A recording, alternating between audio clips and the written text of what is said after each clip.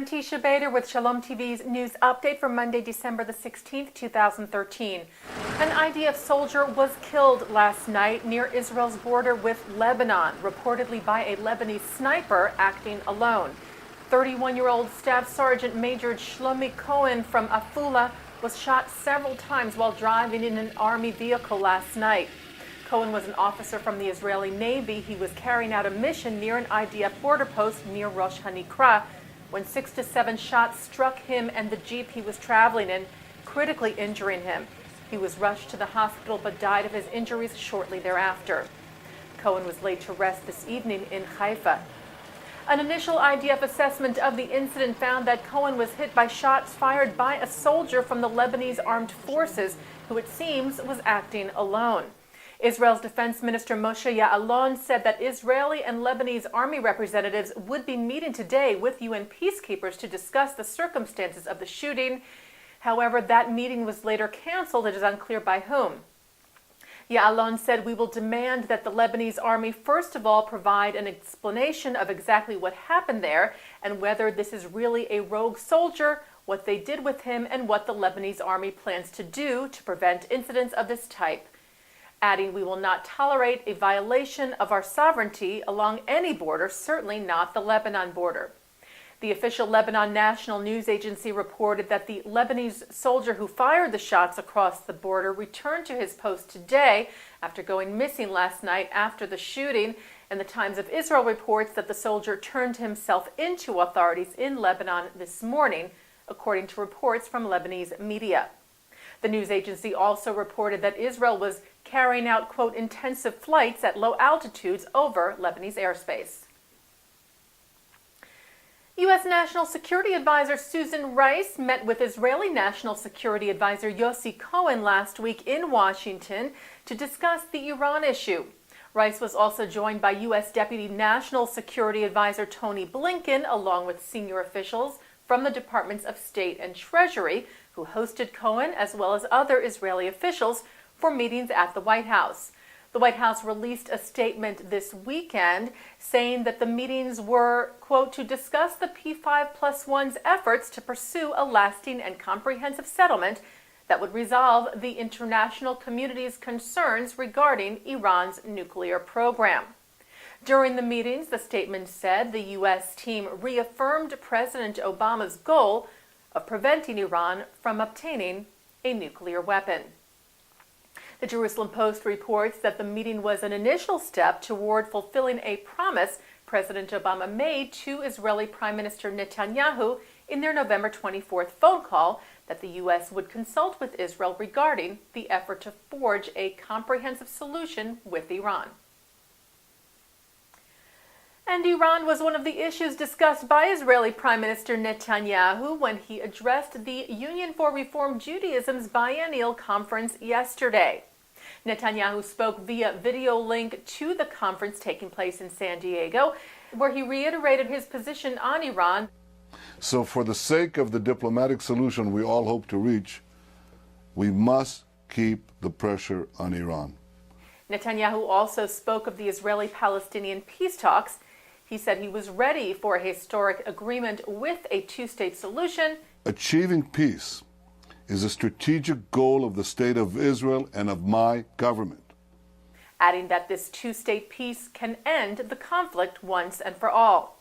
The Prime Minister also addressed the issue of prayer at Judaism's holiest site, the Kotel, or Western Wall, in Jerusalem.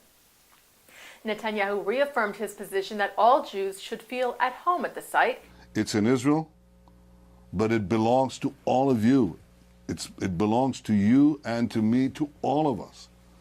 Netanyahu had appointed Jewish agency head Natan Sharansky to find a compromise for the issue of women's prayer at the holy site, and Netanyahu said the solution was still being worked on. Now, you know the nature of compromise. No compromise is ever perfect. But I'm convinced that because of the work we're doing together, we'll ensure that the Kotel is a source of unity, not division, unity, a place where all Jews feel at home. And staying with the biennial, chairwoman of the Women of the Wall, the organization who fights for equal rights for women at the Western Wall, was honored at the San Diego conference with the Jane Evans Pursuit of Justice Award. Anat Hoffman, who also serves as executive director of the Israel Religious Action Center, or IRAC, was honored for her work on behalf of religious pluralism and progressive Judaism in Israel. Women of Reform Judaism executive director Rabbi Marla Feldman said of Hoffman she was being recognized for her unyielding demand that all of God's creations be treated with dignity and respect, her love of Israel and progressive Judaism, and her tireless dedication to improve our world. The Times of Israel reports that the European Union is ready to provide Israelis and Palestinians with, quote, unprecedented financial, political, and security assistance if the parties reach a peace deal. The offer was made by the EU's Foreign Affairs Council and announced today.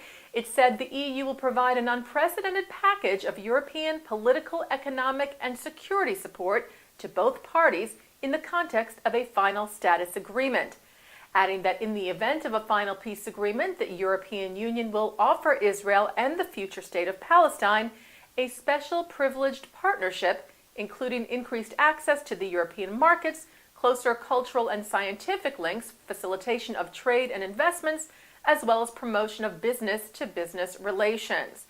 In their Council resolutions concluded in Brussels today, the European foreign ministers declared their full support for the ongoing peace talks between Israel and the Palestinians, commending the leadership shown by PA President Mahmoud Abbas and Prime Minister Benjamin Netanyahu.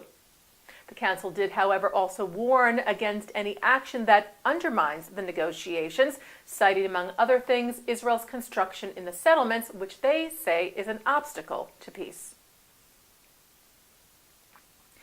The Jerusalem Post reports that a new poll shows that most Palestinians feel that peace talks with Israel have reached a dead end. The Palestinian Center for Public Opinion included about 1,000 Palestinians from the West Bank, East Jerusalem, and Gaza Strip, and was conducted between November the 27th and December the 10th.